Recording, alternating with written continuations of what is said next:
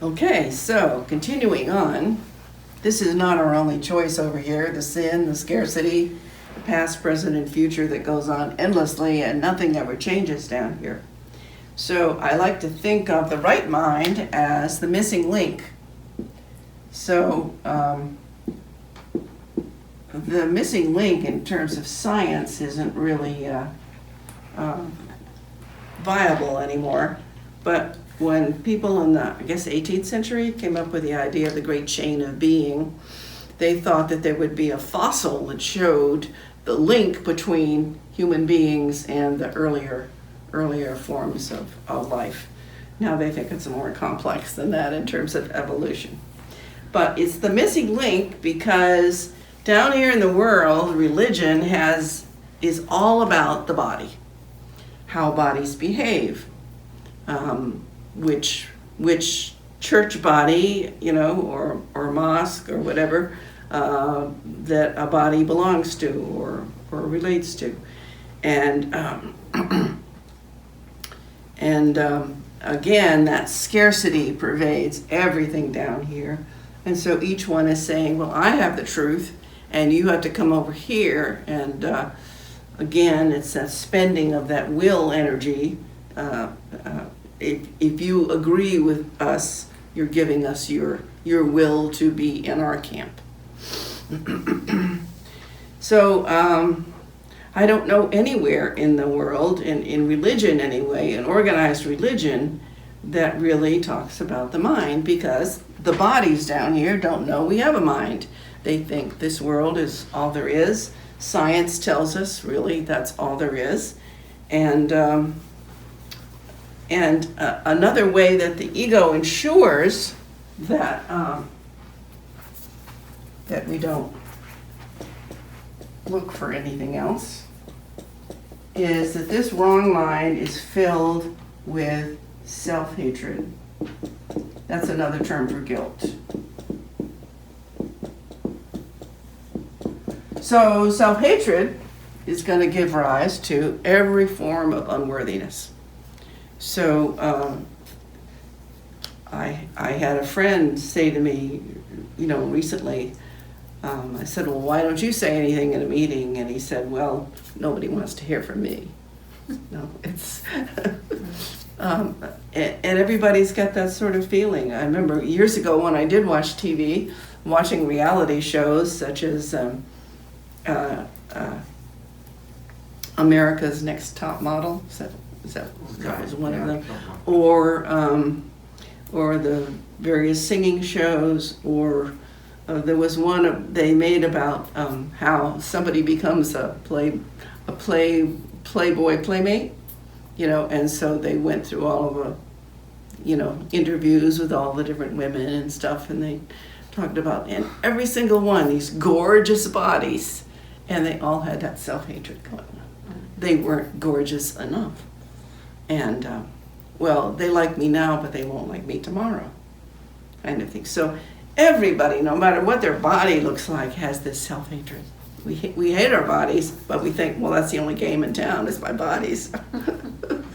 I have to use it while I can to attract other bodies.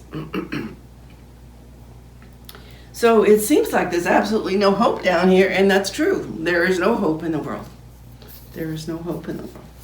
So, but there is hope up here. So that's why I call this the missing link. Course in Miracles talks about how the Holy Spirit, which is the term that Helen Schuckman gave to this right mind, the Holy Spirit is the communication link between God and us in our seeming state as bodies in the world.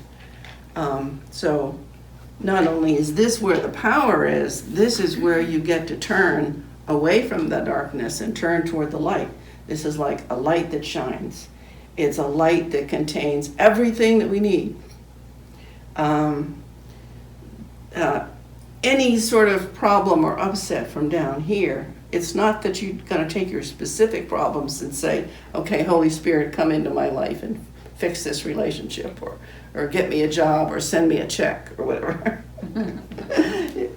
It doesn't work that way, but it is a light that will lift you it's an elevator that lifts you up into your dreaming mind, where you get to see, I'm observe that I am setting the whole thing up, and I can choose differently.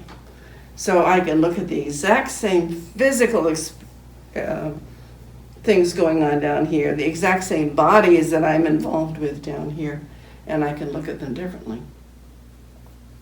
So the Holy Spirit, it says in the Course, has only two interpretations of everything that's going on down here. It's either love or a call for love. Well, that's not so hard to discern in what's going on. So this is where the power is. This is where the peace is. This is where the awakening is. And this is where awareness is. So there are a lot of teachings popular right now about awareness. And to me, this is where awareness is. It's got levels. Any consciousness has levels. So the first awareness can be, when you look and you're horrified. Oh my God, I've been setting, look what I did. I set this whole thing up. But there also can be, as you disidentify from your body, and you become more aware of being a mind, or you become more aware more quickly that you're a mind, you begin to feel a peace, and you can let go of some of those heavy layers of guilt, that heaviness that seems to press us down and constrict our hearts and just make us feel like we're carrying 1,000 pounds on our back all of the time. That begins to lift as you become the awareness. Well, this awareness, I begin to realize this awareness can't die. This awareness is going to go on no matter what happens to the body. So that's a great freedom. And the most repeated lesson in the Course's workbook is, I am not a body. I am free. So that gets to be repeated like 20 sometimes. I'm not a body. I am free. I am still as God created me. So I've had this image that's come to me over the last 3 years for awareness. And every time I sit down and just let a little drawing come out, this is what comes out. If you can see what's going on here. But it's just an eye in a triangle.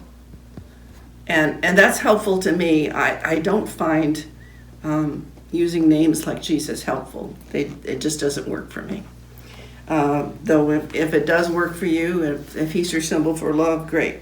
But everything up here in the mind is non-personal. There are not bodies in the mind.